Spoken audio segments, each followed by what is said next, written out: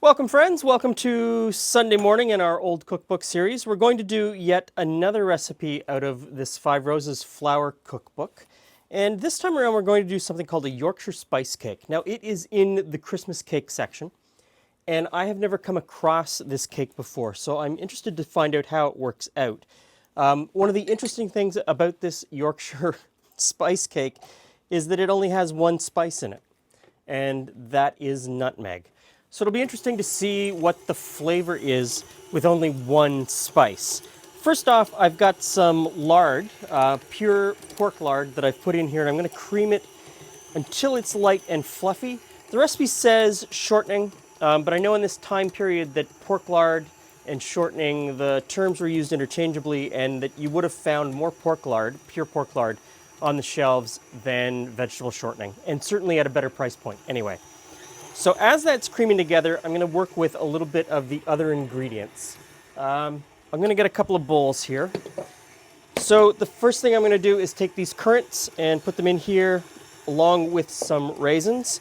Now, if you're wondering what currants are, they're not black currants. That's something completely different, or red currants, completely different. In the context of what we're talking about here, currants are a very specific type of raisin made from the Corinthian grape. So no relation to those other fruits. And I'm just going to take a little bit of the flour and I'm going to put it on top. And we're going to mix that in to coat the currants and the raisins before we put them into the batter. Which leaves me with the flour. And I'm going to put the flour in here. And we're just going to mix it together with salt, baking powder, and we will grate in the nutmeg. And this recipe calls for a lot of nutmeg, 3/4 of a nutmeg. Okay, now this looks pretty good, so I'm going to put in the brown sugar. And when you've got one of these, even if you have the one like I do with the rubber spatula that's supposed to scrape the side, you should always scrape the sides down anyway, just to make sure that everything's mixed together. So in goes the brown sugar, and we're going to continue to cream this together until it's fully incorporated.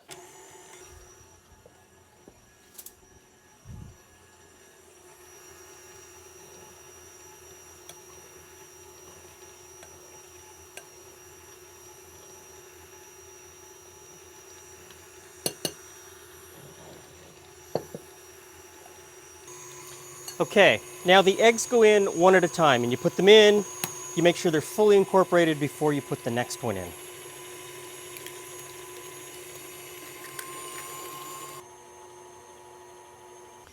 Okay, now we alternate between wet and dry ingredients into the mixture. So the flour ingredients and the milk. And you just spoon some of the flour in a little bit at a time. You don't do it too quickly, don't put too much in. If this takes, I don't know, 5, 6 additions, just go slow. There's quite a bit of flour here that we need to get in. And there's quite a bit of milk as well. And then just a little bit of milk. Not too much because it'll splash.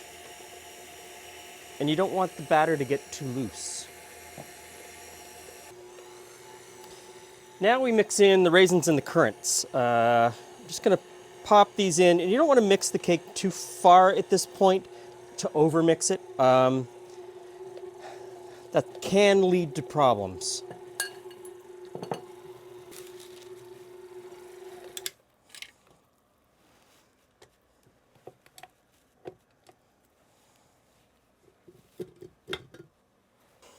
So just like all of the recipes from this time period, there's no mention of what size pan to use.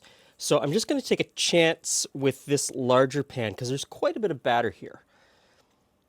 And I may not have made the right choice now that I've got it in here. Let's see. Nope. The smaller 9x9 is the way to go. So I'm going to make a change. Okay, 9x9.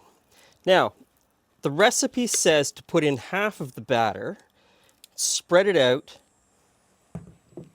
and then add the chopped peel. So, in we go.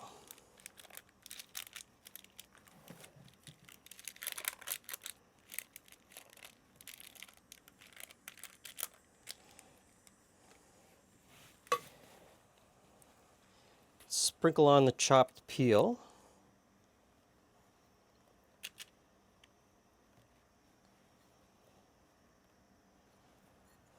Then put in the rest of the batter.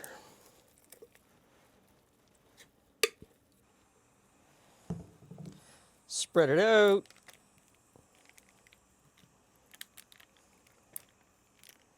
As best you can.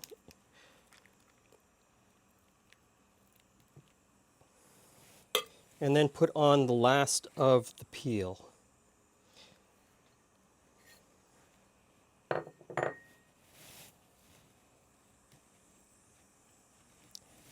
And into the oven.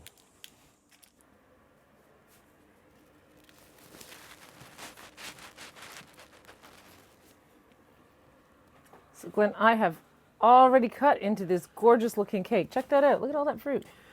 So this is a Yorkshire spice cake, of which I have no, when I started making this, I had no idea. Because often when I start these recipes, I just pick one, don't do any research, and I just make it the way that the recipe says. Yes. So I did a little bit of research while it was baking.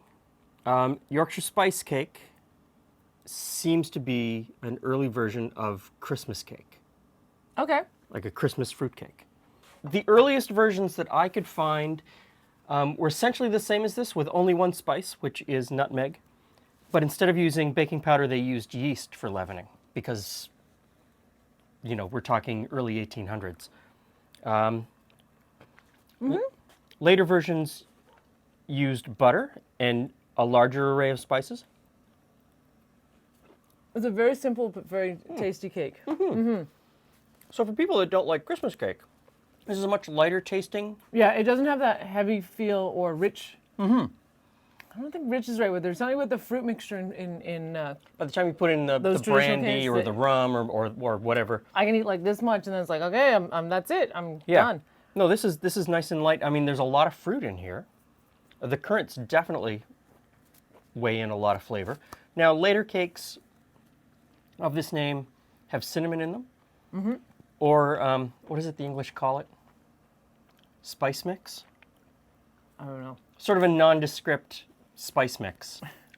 Yeah, but there's distinct, Yes. but everyone has a slightly different version. There's the Different- thing. yeah. Anything like that, everyone has a slightly different version. It's like when you make a pumpkin pie.